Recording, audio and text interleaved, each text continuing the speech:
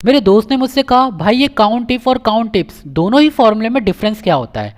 तो मैंने उसे बोला भाई काउंट इफ और काउंट टिप्स दोनों ही फॉर्मूले सेल की वैल्यू को काउंट करते हैं। जैसे हमारा काउंट फॉर्मूला सेल की वैल्यू को काउंट करता है। उसने बोला एग्जांपल दे। मैंने बोला देख मैं यहाँ पर इक्वल प्रेस करके काउंट फॉर्मूला इंसर्ट करता हूँ।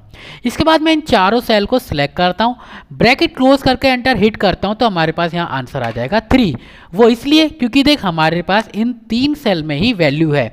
अगर देख मैं इस चौथे सेल में वैल्यू को इंसर्ट कर दूंगा तो हमारे पास वहां पर 4 आ जाएगा, क्योंकि हमारा काउंट फॉर्मूला सेल की वैल्यू को काउंट करता है। सेम ऐसे ही काउंट इफ और काउंट इफ्स दोनों ही फॉर्मूले सेल की वैल्यू को काउंट करते हैं, लेकिन ये थोड़े एडवांस हो जाते हैं।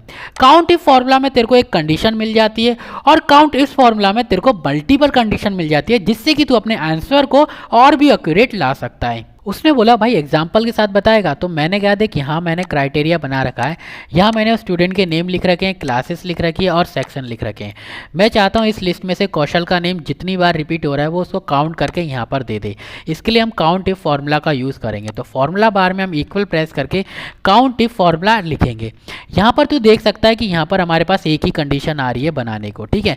तो रेंज में हम सबसे पहले अपने स्टूडेंट के नेम को सिलेक्ट करेंगे, कॉमा देके क्राइटेरिया बनाएंगे। अब क्राइटेरिया तो दो तरीके से दे सकता है, एक तो मैनुअली हो गया, एक सेल रेंज हो गया।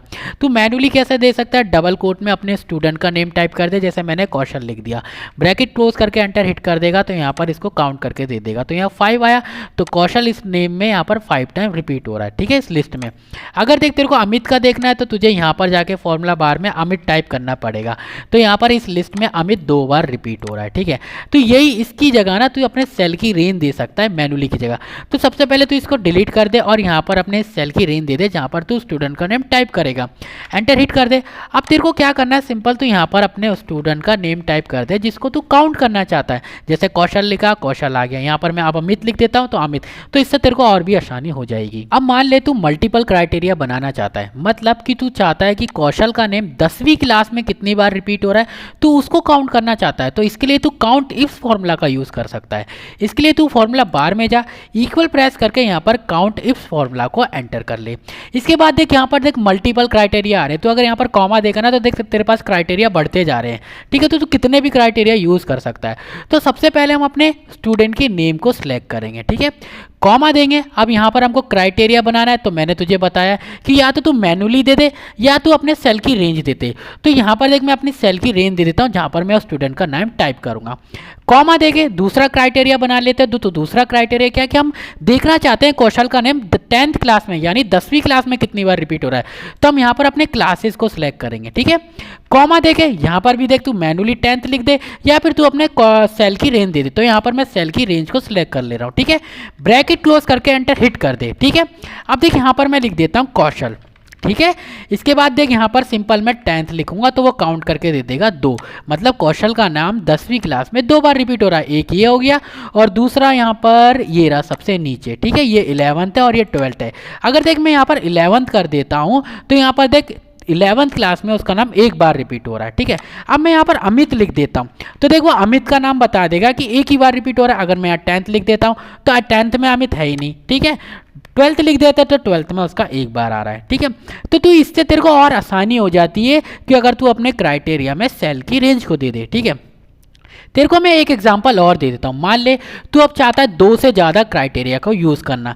यहाँ पर देख मैंने नेम भी ले लिया, क्लास भी ले लिया, सेक्शन भी ले लिया, ठीक है। तो चलते हैं फॉर्मूला बार में इक्वल प्रेस करके फिर से काउंट इस फॉर्मूला को एंटर कर लेते हैं। अब देख सबसे पहले हम अपने सभी स्टूडेंट के नेम को सिलेक्ट करेंगे, कॉमा देके हम अपना क्राइटेरिया में अपने सेल रेंज दे देते हैं जहाँ पर हम अपने स्टूडेंट का नेम टाइप करेंगे। कॉमा देके क्लास के लिए हम क्या करेंगे, सभी स्टूडेंट की क्लास को सिलेक्ट कर लेंगे। कॉमा देके हम क्या करेंगे, क्लास जिसमें एंटर करेंगे उस सेल की रेंज को सिलेक्ट कर लेते हैं। कॉमा देके अब हमारे पास एक क्राइटेरिया और बढ़ गया। अब हम क्या चाहते हैं कि कौशल 10वीं क्लास में है, ठीक है, लेकिन वो ए सेक्शन में कितनी बार उसका नेम रिपीट हो रहा है, मतलब कौशल 10वीं क्लास में होना चाहिए और सेक्शन ए में होना चाहिए, ठीक है। तो इसके लिए हम क्या करेंगे, यहाँ पर सबसे पहले अपने सेक्शन वाले कॉलम को सिलेक्ट करेंगे। कॉमा देके यहाँ पर मैं अपने सेक्शन को इंसर्ट करूंगा, हम मैनुअली भी दे सकते हैं, ठीक है। अब मैं ब्रैकेट क्लोज करके एंटर हिट कर दूंगा, ठीक है। अब देख मैं सिंपल यहाँ पर लिखूंगा कौशल, ठीक है। मैंने कौशल लिखा। इसके बाद देख मैं यहाँ पर 10th क्लास लिख देता हूँ। अब मैं यहाँ पर सेक्शन डाल देता हूँ ए, तो ए सेक्शन में वो एक बार रिपीट हो रहा है। तो यहाँ पर देख कौशल 10वीं क्लास और सेक्शन ए, यहाँ पर कौशल 9th क्लास में और बी सेक्शन है, ठीक है। कौशल 11th क्लास और ए सेक्शन, तो यहाँ पर देखिए 11th क्लास है इसलिए यहाँ पर उसने 1 दिखाया। अगर मैं इसको 10th कर देता हूँ तो काउंट में देखियो तेरे पास वहाँ पर 2 आ जाएगा, ठीक है। अब देख यहाँ पर कौशल 10वीं क्लास में, लेकिन सेक्शन क्या है उसका सी है। अगर तू इसका सेक्शन को यहाँ ए कर देगा तो वहाँ पर तेरे पास 3 आ जाएगा। अब तो तू समझ गया ना। अगर देख तेरे को कोई डाउट हो तो तू मेरे को कमेंट कर दियो, मैं तुझे कमेंट में बता दूंगा।